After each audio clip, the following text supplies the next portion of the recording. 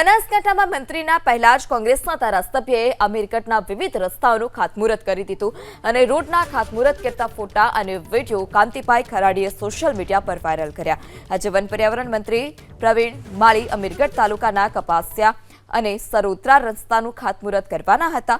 જો કે કાંતિ ખરાડીએ આરોપ લગાવ્યો કે મંત્રી નવરાત્રી એટલે રોડના રિસર્ફેસિંગનું ખાતમુહૂર્ત કરવા માટે આવે છે। જો કે પ્રવીણ માળીએ વળતો પ્રહાર કર્યો કે હું આવતો હતો ત્યારે રોડ પર કંકુ પડ્યું હતું, જ્યારે પૂછતા ખબર પડી કે અહીં બૂટવાળો આવી ગયો અને ખાતમુહૂર્ત કરી ગયો। આ સાથે જ દાવો કર્યો કે આ વિસ્તારના ધારાસભ્યએ રોડ માટે એકવાર પણ રજૂઆત નથી કરી, એકવાર પણ આ રોડ બનાવવા માટેની તેઓએ વાત નથી કરી। જો કે આ આમંત્રણ આપવામાં આવ્યું હતું, તેમ છતાં કાંતિ ખરાડીએ તેનો અસ્વીકાર કર્યો। મારા વિસ્તારની અંદર 60 વર્ષથી વરસેલા ગામડાની અંદર ત્યાં ડોમર રોડ પાકા રોડ છે, પણ વર્ષે ને 2 વર્ષે 3 વર્ષે રીસર્ફેસ રસ્તો આવે એનો ખાતમુહૂર્ત કરવા માટે આવી ગયા। હું એમને વિનંતી કરું છું કે ઓના કરતા આ તો છે જ એમની પ્રાથમિક ફરજ છે, રૂટીન કોમ છે। નવરા ધૂપ છો, હું અહીં ધારાસભ્ય તરીકે છતો બેઠો છું, તો તમારે અહીં શા માટે આવવું પડે?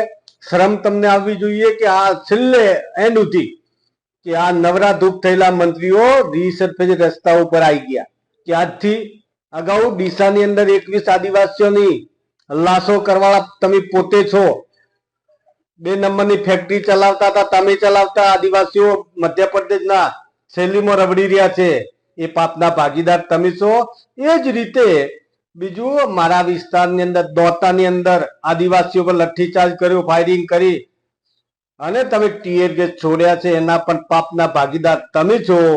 અને આજે વિસ્તારમાં ફરીથી આવ્યા છો, જનતા ઓળખીને બેઠી છે, તમે આદિવાસીઓ માર્યા છે, આદિવાસીઓ તમને સ્વીકારવા માટે તૈયાર નથી। હમણાં હું આવતો હતો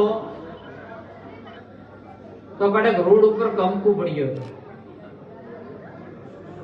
મને કણે કીધો ગાડુભાઈ કે કોઈ કે ખાતમુહૂર્ત કરી ગયો। મેં કીધું કોણ હતો? કે કોઈ બૂટ પહેરેલા કોઈ મુહૂર્ત કરતો હતો।